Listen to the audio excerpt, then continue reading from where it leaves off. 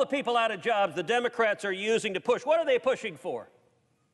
Changing the emission standards on airplanes.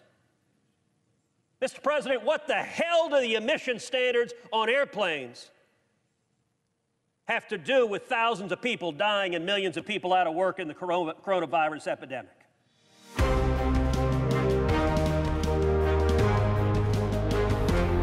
Welcome back to Verdict with Ted Cruz. I am Michael Knowles. We have a lot to get to. We have to answer that question. What the hell do emission standards have to do with coronavirus? The Senate has just voted on the coronavirus stimulus package, a $2 trillion package, the largest stimulus in American history. It is after midnight on the East Coast, and I am joined, as ever in the middle of the night, by one of the senators who voted on that, Senator Cruz. Senator Cruz, what did we just see?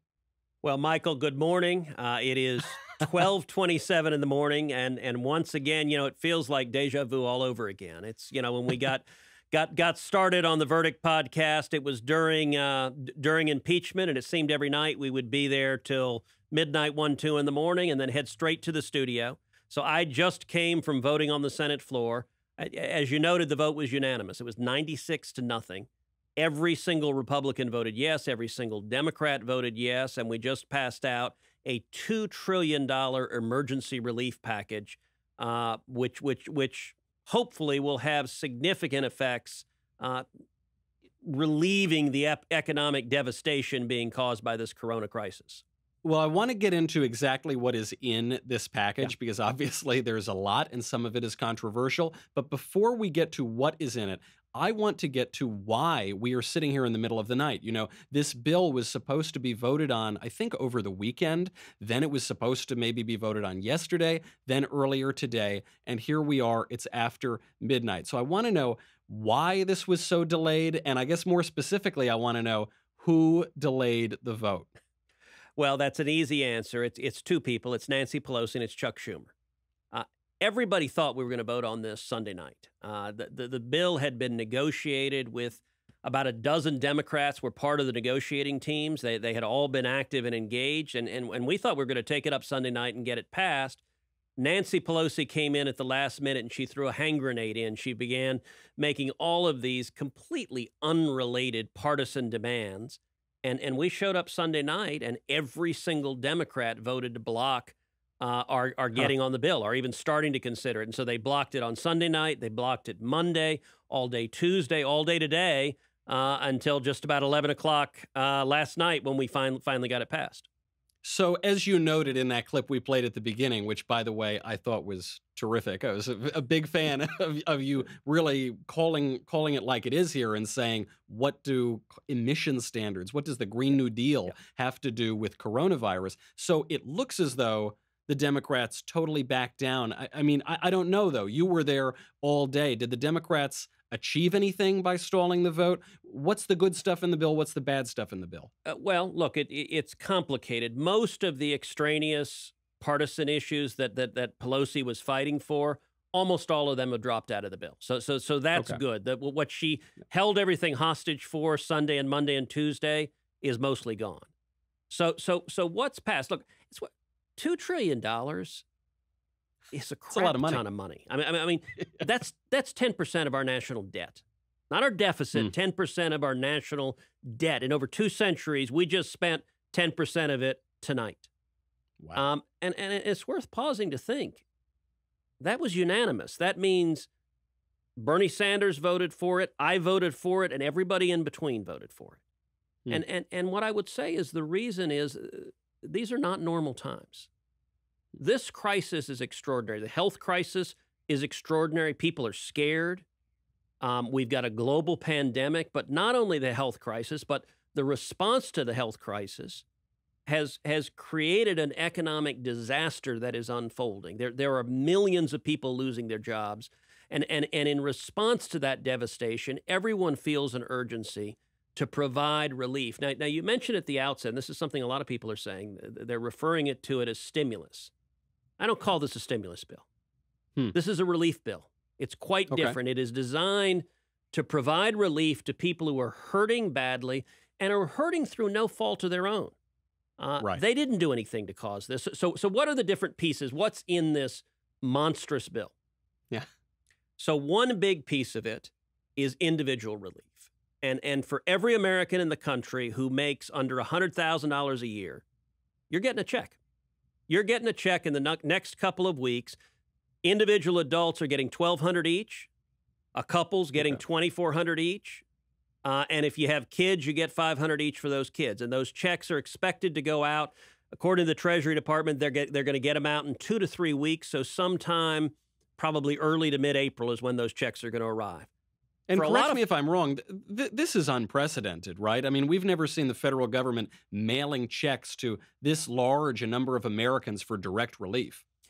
The only thing comparable to this was during the 2008 crisis. There was a smaller set of rebate checks that were sent out under the Bush administration, but it wasn't nearly as significant as this. This is much more broad-based, and these are bigger checks. Look, if you look at restaurants that have been shut down all across the country, you look at bars, you look at hardware stores or nail salons, there are a lot of people who are hourly workers who are suddenly finding themselves at home and are scared. Right. How am I going to make the rent check next month? Right. How am I going to pay the basic expenses? How are we going to pay for food? And so these checks are providing relief on a broad-based manner. It's not picking winners and losers. It's providing it across the board. Most economists agree that's not going to be a major stimulus effect, but it is going to help people who are worried and being hurt by this right now. Right. I mean, people, they can't afford to not work for a month or however long this is going to go on. So the idea is that's going to fill the gap. And hopefully you can take $1,200 and put it toward your rent or whatever bill is due. What else is in the bill, especially in terms of, I know it was controversial that there's a loan program for businesses to stay afloat. The Democrats were very against that. What does that program look like? Well, let me get to another major part of the bill that I think is really important is there's $377 billion for small businesses. And this is an emergency loan program that is going to go to small businesses, essentially businesses with 500 employees or less. So the hardware stores and barbershops and restaurants that we talked about, all these folks that are shuttered right now and are on the verge of bankruptcy. You can now go, if you're a small business owner, you can go and apply for a loan and you can get it. It's a Small Business Administration loan, but you can get it from your local bank. It's from all of the local banks in the community that you can go and apply for it. And it's up to $10 million. So it's small loans, relatively speaking, but they're designed in particular to meet costs like payroll, to meet costs like rent, the basic costs that you have that you don't want to lose your business. And the way it's designed, if you spend the money on payroll, if you say to your employees, we're going to keep paying you, we're going to keep your paycheck coming, then those loans are forgivable. So for the small business owner, you can take the loan, and if you actually pay it out to your employees, the loan obligation goes away. And so that's a direct lifeline to these small businesses that are profoundly hurting. And a lot of them are making the decision right now, do I stay open or do I shutter the doors? Right. So well, I'm sorry to interrupt. I mean, this is a very important point here because, as we see the unemployment rate ticking up, you had claims last week for unemployment that were comparable, if not higher, than you saw at the peak of the 2009 crisis. I mean, you could have massive unemployment. You could have businesses falling apart. So this would allow the businesses to continue to employ their workers. Right. And that means people keep a connection to their job. It means they keep their health insurance, which is a big challenge for everyone. If you lose your job, you may be losing your health insurance. So we'd rather as many people as possible to stay employed, to stay in a position that when we get past this crisis, hopefully sooner rather than later, that everyone go back to work, that we want to get the economy moving again. And so these small business loans, again, are unprecedented. I mean, to give you a sense, the Small Business Administration's budget, I think last year, was $23 billion.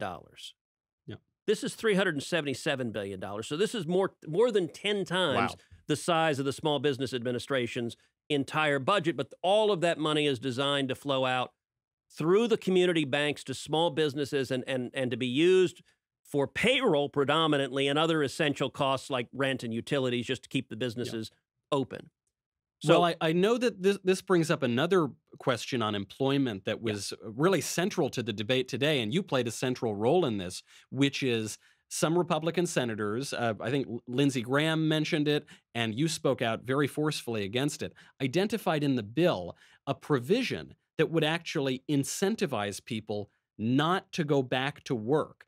What was that provision, and where does that stand right now? So part of this bill, and one of the things in particular the Democrats demanded as a price of supporting this bill, was Mm. increasing unemployment insurance compensation. So when you file for unemployment in your states, the federal government is plussing up those weekly compensation, and plussing it up dramatically is basically adding $600 a week to what you can earn from unemployment. So, Wow. so what does that mean? And listen, most Republicans, I think that is a good thing. We are going to see this week when the job numbers comes out, we're going to see millions of Americans who have lost their jobs Yeah. in the last 2 weeks. I mean, it has been, I've spoken to at least a dozen CEOs in the last week who've laid off thousands or tens of thousands of employees. I mean, it's just one after the other after the other. And if you're suddenly laid off, having unemployment and enough to support your family is important. So I think plussing it up made sense. Here's the problem. The way it is designed, the $600 is irrespective of what you were making before, which means, like, I'll give you an example in Texas. So right now in Texas, the maximum someone can make on unemployment is $521 a week. That's what the state unemployment will, and that's based on your income.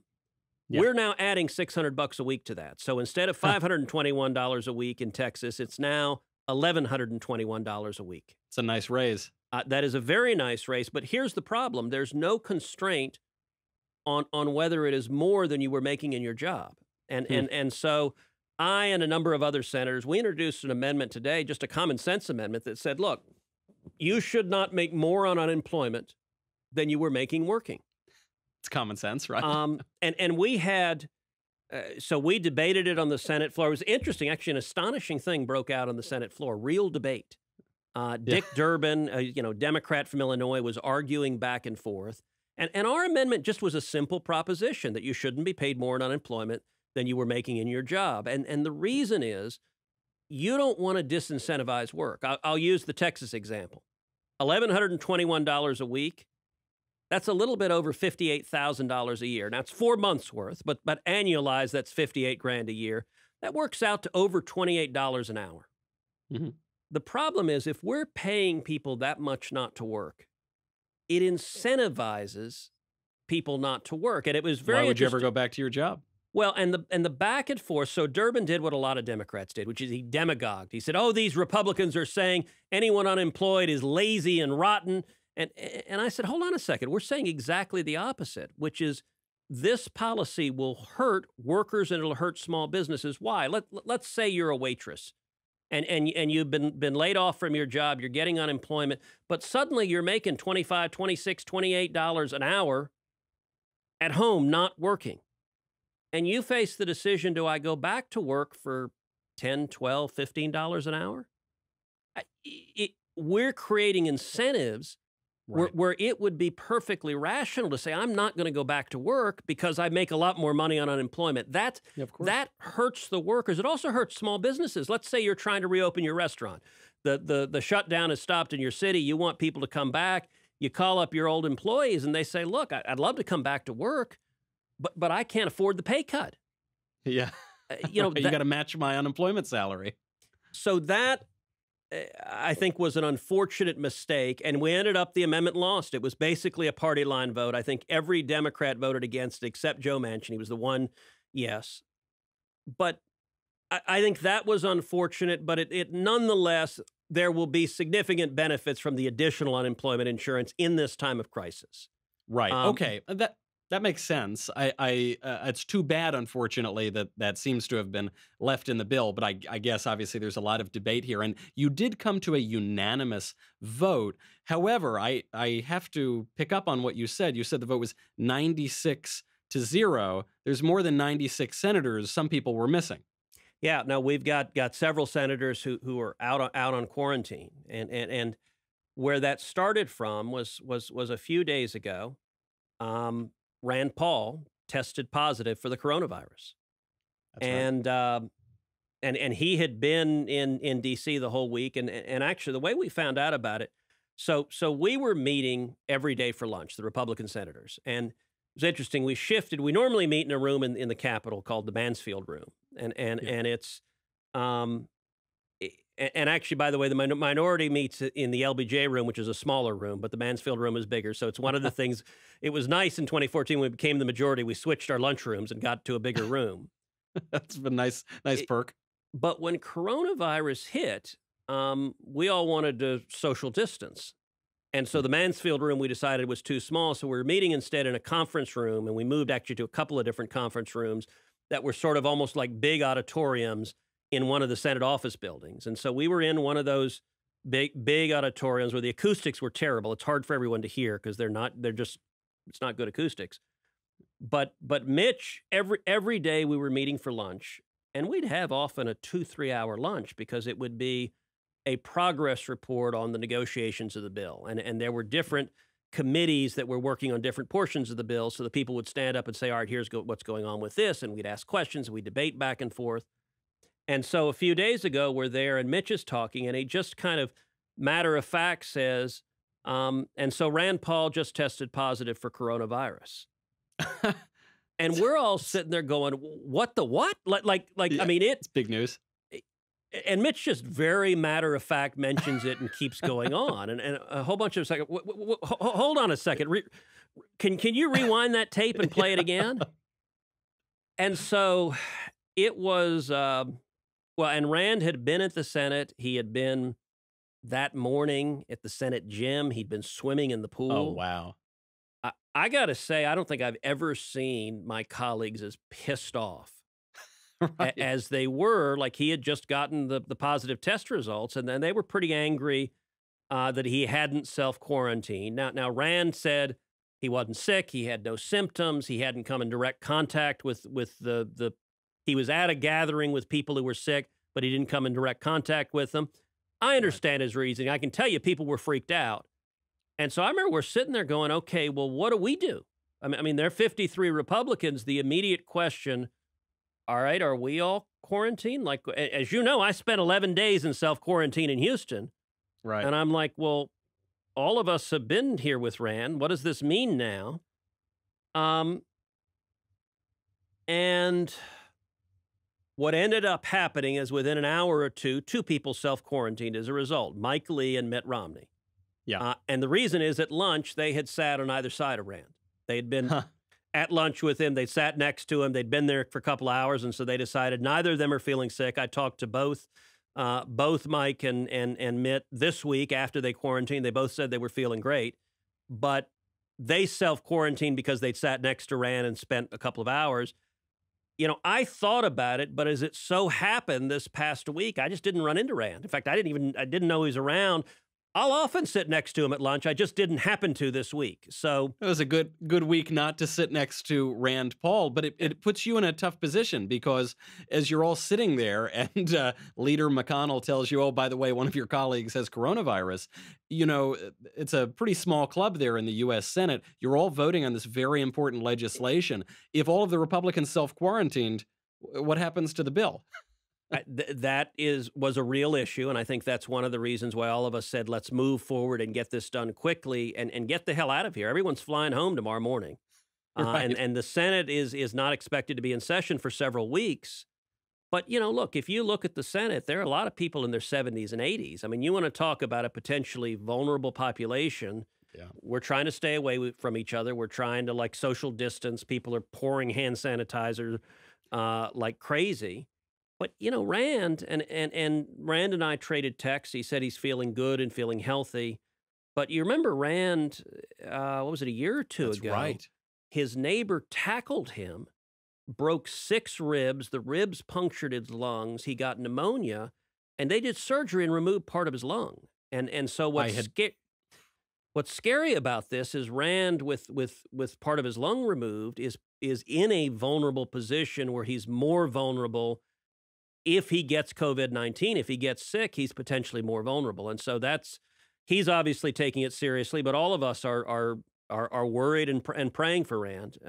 Of course. Yeah. That really does bring it home, because some people have even kind of been joking about how the median age of the U.S. Senate is about 150, and so, that's an at-risk population. But of course, Senator Paul in particular is especially at risk here, so I suppose everybody should pray for his speedy recovery. Yeah. It's one other actual coincidence, I suppose, with Rand Paul being out for this vote is he's been so outspokenly, say, libertarian, during his political career, and conservatives now are struggling with what to think about this bill, because it's so much money. It's the biggest package like this ever in American history, but this is a totally novel circumstance. How should conservatives be looking at this? Look, I've struggled with it. Every conservative has struggled with it. $2 trillion is a ton of money. I think the magnitude of the challenge we're facing justifies it. And I also think it's very different. I mean, some people are trying to draw the analogy to TARP, to what happened with the 2008 financial crisis. I think they're dramatically different. And the biggest reason they're different is the financial meltdown was caused in very significant part by misconduct by the financial services firms who were taking undue risks, who got all the upside. If they made money, they got rich and got to enjoy the blessings. But then when it all cratered, the government had to step in and help them. And so it felt very much like a rigged game. Yeah. This is a very different circumstance, because the people that are getting relief here, they didn't do anything to cause the coronavirus. It wasn't their conduct. The individual waiter who's been laid off, it's not his fault that this started in Wuhan and spread across the world. It's not the fault of the guy who owns the local movie theater. And so I think that's different. I think it's also important that if you look at how this is structured, you've got the individual grants, which are very important relief. You've got the small business piece, which is very important. If you look at other elements of it, so there is $100 billion in this directed to hospitals and healthcare providers. Now, look, in the coronavirus circumstance, hospitals are panicking. They need to expand their capacity. $100 billion for hospitals.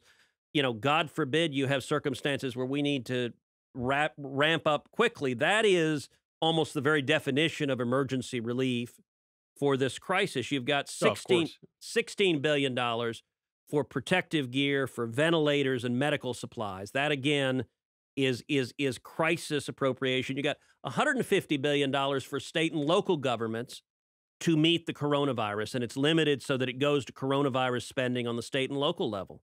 All of that. So you're saying that the states and the cities, they can't just spend it on whatever pet project they want. There actually will be some checks on how they can use the federal money. I hope so. Or maybe not. But look, let me throw in a caveat. This bill is massive.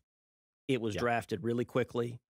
We're going to find all sorts of ugly things there as it rolls forward. So when it comes to the constraints on the states, at least as it was relayed to us, as we understood it, it was intended to be just coronavirus spending. Can I promise that there won't be states frittering the money away? No, but they are facing a massive and unprecedented health crisis. So the intention was give them the funds. And that was one of the big Democratic holdouts and demands also, is they wanted money for the state and local governments. And that's one of the big things that was added, that was expanded in the last couple of weeks.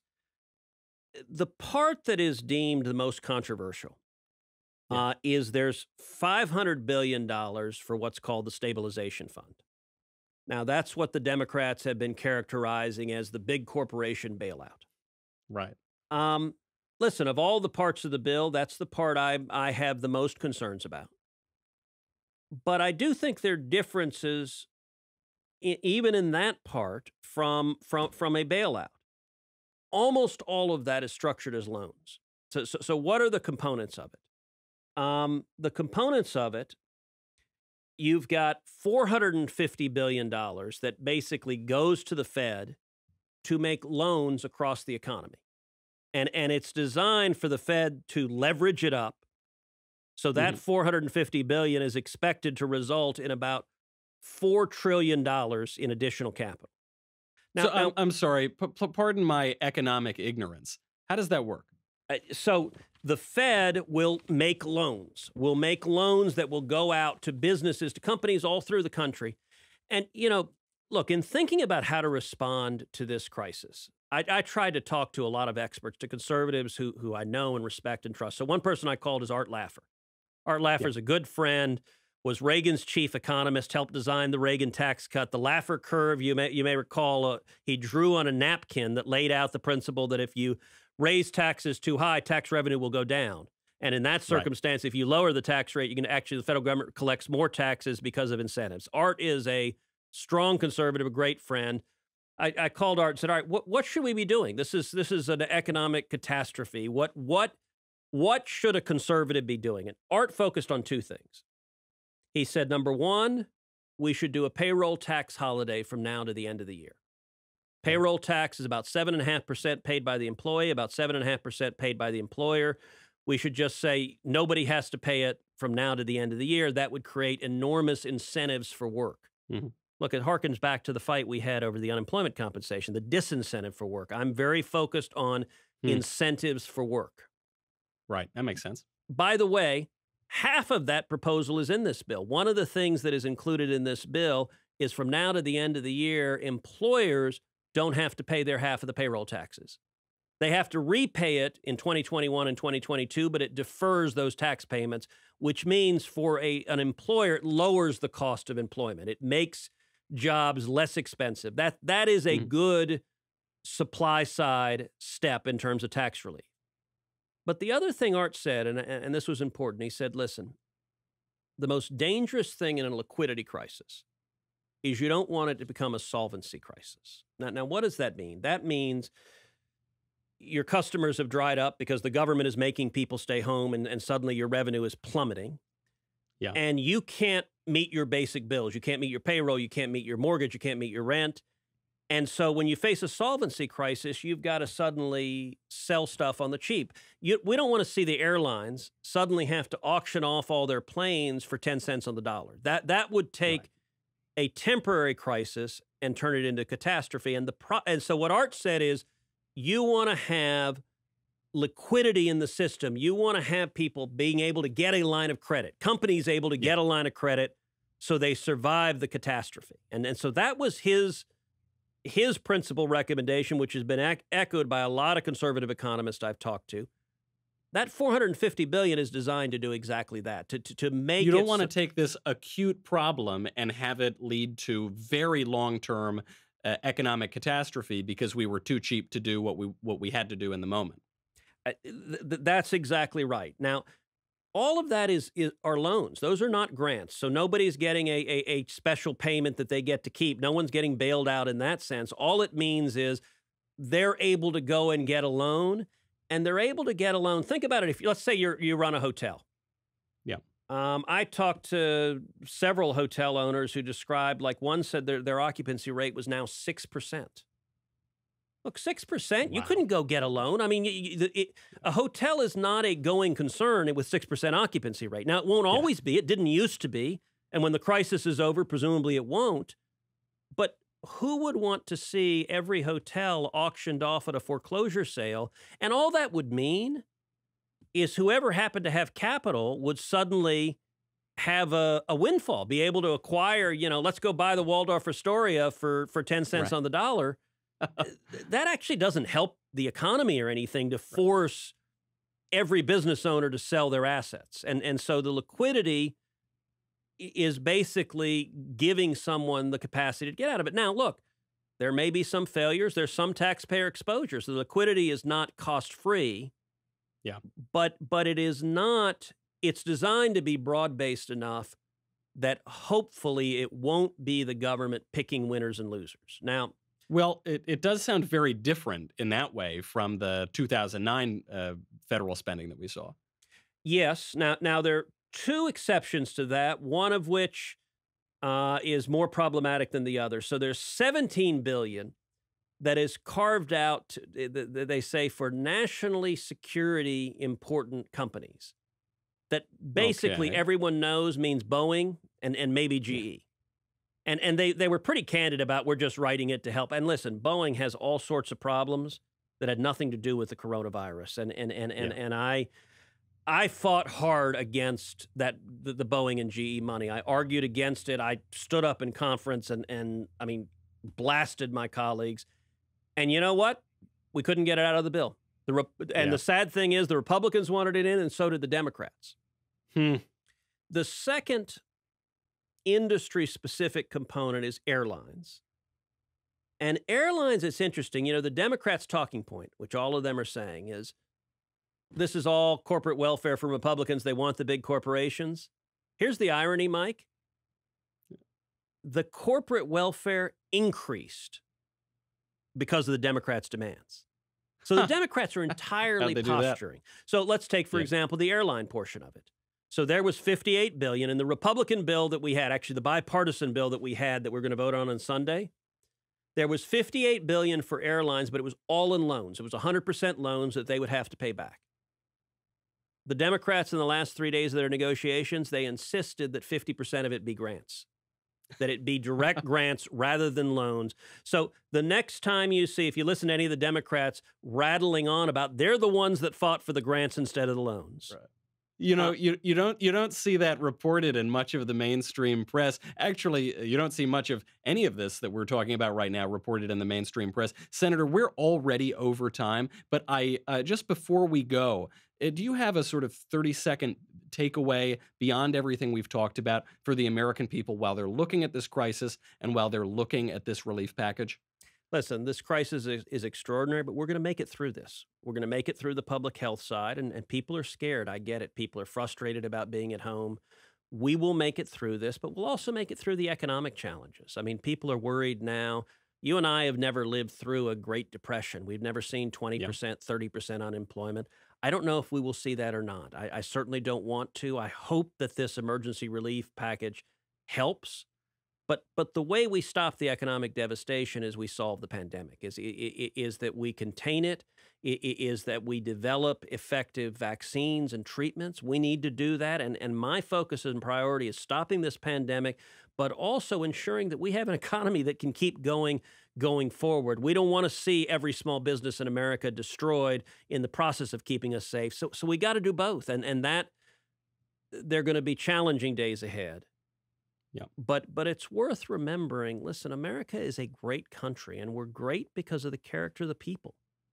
We have overcome challenges before. We've overcome world wars. We've overcome 9/11, and we will overcome this. And that I'm inspired every day by the heroism of the American people, and that's what's going to take us beyond this challenge as well.